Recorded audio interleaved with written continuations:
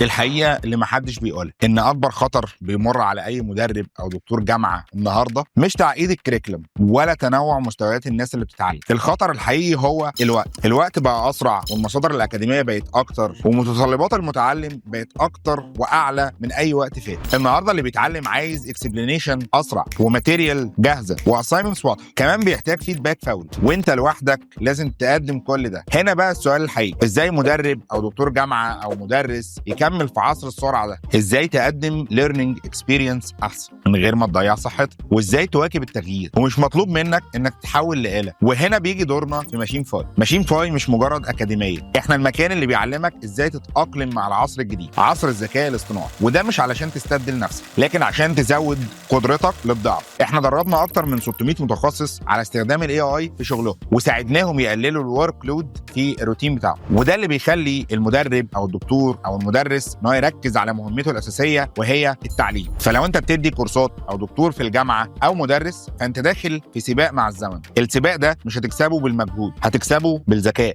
وبالادوات اللي تقلل الحمل عليك بدل ما تستهلكك. ومكان البدايه هو ماشين فاي، علشان بنوفر لك تريننج يخليك تستخدم الاي اي في شغلك. تابع ماشين فاي دلوقتي وخلي شغلك اذكى واريح.